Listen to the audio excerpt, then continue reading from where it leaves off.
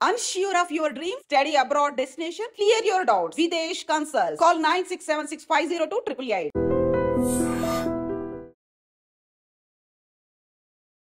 నమస్తే, welcome back to IT media. నేను మీ ఝాన్సీ.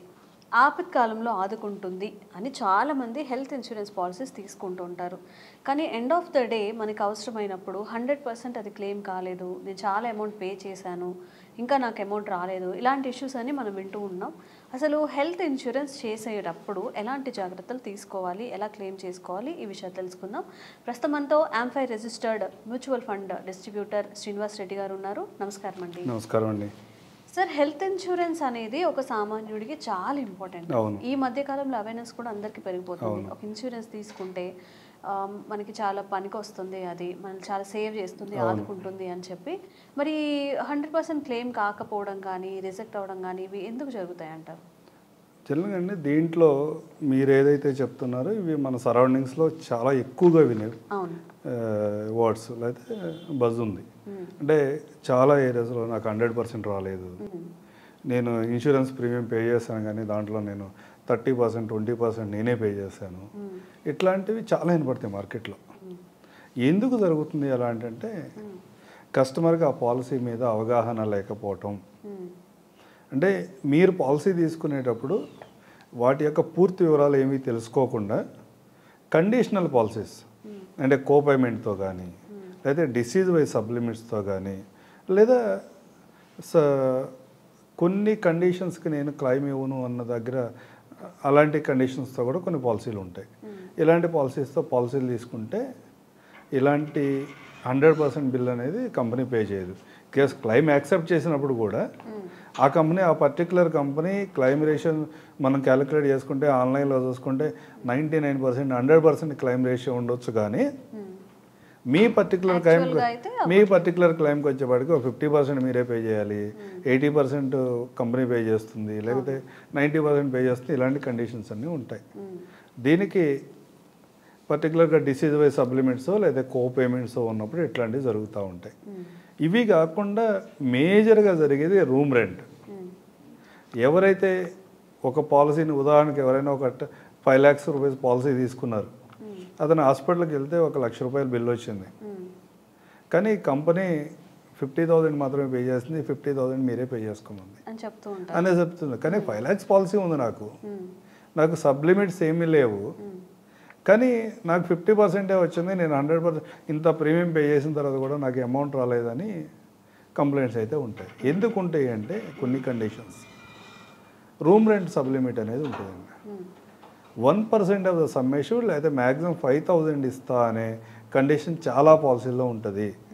అంటే తక్కువ ప్రీమియంలో పాలసీ రావాలి అనే కండిషన్లో మనం పాలసీలు తీసుకున్నప్పుడు, కానీ కొన్ని కార్పొరేట్ పాలసీస్లో, పర్టికులర్గా నేను ఏదన్నా ఒక ఆర్గనైజేషన్లో పనిచేస్తున్నాం, ఆర్గనైజేషన్లో పాలసీ ఉన్నప్పుడు కూడా ఇలాంటి కండిషన్స్ ఉంటాయి.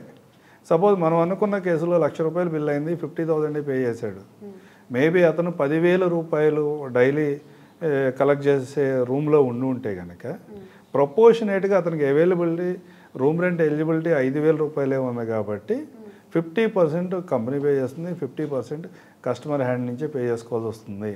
దీంట్లో కంపెనీకి కానీ వాళ్ళ సైడ్ నుంచి ఎలాంటి పొరపాటు లేదు.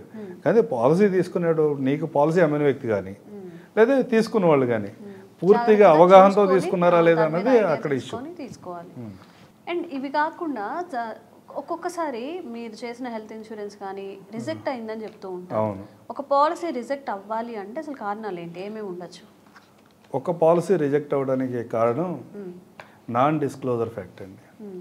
అంటే సహజంగా ఏం జరుగుతుందంటే, ఒక ఇన్సూరెన్స్ ఏజెంట్ ఎవరైనా మిమ్మల్ని అప్రోచ్ అయ్యాను నేను యాజ్ ఏ ఇన్సూరెన్స్ అడ్వైజర్గా, పాస్ట్ హిస్టరీ ఏముంది, మీకు ఏమైనా ఇంతకుముందు ఏమైనా మెడిసిన్స్ వాడారా, ఇంతకుముందు ఏమైనా సర్జరీ జరిగినాయి, ఇంతకుముందు ఏమైనా క్రానిక్ డిసీజ్ ఉన్నాయి అనేది మనం క్లియర్గా తెలుసుకుని ప్రపోజల్ ఫిల్ చేయగలగాలి. నేను త్వరగా కంప్లీట్ చేసుకుని వెళ్ళిపోదాం, పాలసీ వస్తే చాలు అని నేను హడావడిగా ఉన్నా. ఎవరైతే పాలసీ తీసుకునే వ్యక్తి ఉన్నాడో అతను కొన్ని ఇవన్నీ వీళ్ళకి చెప్పడం ఎందుకు లేదని డిస్క్లోజ్ చేయకుండా వదిలేసిన మీ క్లెయిమ్స్ అనేవి రిజెక్ట్ అవుతాయి. ఎందుకు రిజెక్ట్ అవుతాయి అంటే పాలసీ తీసుకునేటప్పుడు మనకి ఏమి చెప్పినా చెప్పకపోయినా డాక్టర్ దగ్గరికి వెళ్ళి అత్యవసర పరిస్థితుల్లో డాక్టర్ దగ్గరికి వెళ్ళినప్పుడు మాత్రం 20-30 సంవత్సరాల క్రితం ఏం జరిగిందో కూడా అది కూడా చెప్తారు. మీరు డాక్టర్ దగ్గరికి వెళ్తే పొరపాటున ఏ విషయాలన్నీ కూడా చెప్తారో ఆ విషయాలన్నీ కూడా ఇన్సూరెన్స్ ఏజెంట్ కూడా చెప్పి వాటిలో పాలసీలో ఇంక్లూడ్ అయినప్పుడు మాత్రమే మీకు క్లెయిమ్ వస్తుంది, కానీ అదర్వైజ్ క్లెయిమ్స్ రిజెక్ట్ అవుతాయి. రెండో కారణం షార్ట్ ఫామ్స్లో రాయటం. డాక్టర్స్ అందరూ కూడా చాలా షార్ట్ ఫామ్లో వాళ్ళు డిసీజుల గురించి రాస్తారు. అవి అర్థం చేసుకునే విధానంలో అక్కడ కూడా డాక్టరే ఉంటాడు, కానీ అర్థం చేసుకునే విధానంలో తేడా ఉండవచ్చు. అలాంటి సందర్భంలో ఇన్సూరెన్స్ అడ్వైజర్ రోల్ ఉంటుంది. కంపెనీ ఏమనుకుంటుంది, డాక్టర్ ఏమన్నాడు, ఈ రెండింటిని కనుక మనం మేనేజ్ చేసి డాక్టర్ ఏమనుకుంటున్నాడు అన్నది కంపెనీ కనుక మళ్ళీ కమ్యూనికేషన్ చేయగలిగితే ఆ క్లెయిమ్స్ అనేవి రీఓపెన్ అవుతాయి, క్లెయిమ్ సెటిల్ అవుతుంది. అలాంటిది ఎక్కడ కూడా ఇబ్బంది ఏమి ఉండదు.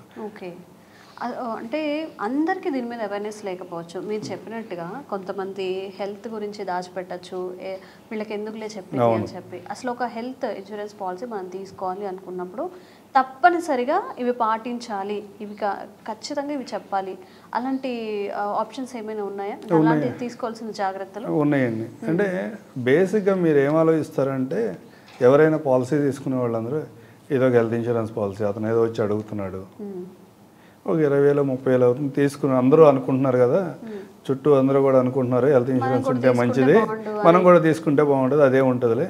ఇన్సూరెన్స్ పాలసీ ఉంటే మనం హాస్పిటల్కి వెళ్తే 100% ఈ కార్డు చూపించగానే అంతా ఇన్సూరెన్స్ కంపెనీ సెటిల్ చేసుకుంటుంది, మనకి ఏమీ సింగిల్ ఎంపీ కూడా మన ఖర్చు అవ్వదు, మన ఫైనాన్షియల్స్ మన ఫ్యూచర్ గోల్స్ ఇవన్నీ కూడా సేఫ్ ఉంటాయని మనం పాలసీ తీసుకుంటాం. కానీ నేనేమంటానంటే, రీసెంట్ టైమ్స్లో నేను ఒక 10 లక్షల రూపాయల పాలసీ ఒక వ్యక్తికి ఇచ్చాను. అతని క్లెయిమ్ 20 లక్షల రూపాయలు వచ్చింది. అతనికి ఉన్న ప్రాబ్లం వల్ల అతను 20 లక్షల ఆ ఒక్క సంవత్సరంలో క్లెయిమ్ చేసుకోగలిగాడు. ఇది 20 లక్షలే. నేను కొన్ని సందర్భాల్లో 40-50 లక్షల రూపాయలు ఒకే సంవత్సరంలో క్లెయిమ్ చేసుకున్న ఫ్యామిలీస్ని కూడా చూశాను. అంటే నా దగ్గర లేరు కానీ అలాంటి వాళ్ళు. అంటే మీరు ఒక 10 లక్షల రూపాయల పాలసీ తీసుకుంటుంటే, మీరు ఏదైతే బయట ఒక 1 కోటి రూపాయల వస్తువుని కానీ ఫ్లాట్ని కానీ అపార్ట్మెంట్ని కానీ తీసుకుంటే మీరు ఎంత జాగ్రత్తగా బై చేస్తారో, దాంట్లో లోటుపాట్లు ఎంత జాగ్రత్తగా చూసుకుంటారో, ఈ పాలసీ తీసుకునేటప్పుడు కూడా మీరు అంతకంటే ఎక్కువ జాగ్రత్తగా తీసుకోండి. ఎందుకంటే ఏదన్నా సచ్ కండిషన్, ఇవాళ మనం హాస్పిటల్కి వెళ్తే హైదరాబాద్లో ఫేమస్ హాస్పిటల్, ఏ హాస్పిటల్కి వెళ్ళినా కానీ ఏ డిపార్ట్మెంట్కి వెళ్ళినా కానీ ఒక తిరణాల్లాగా ఉంటుంది.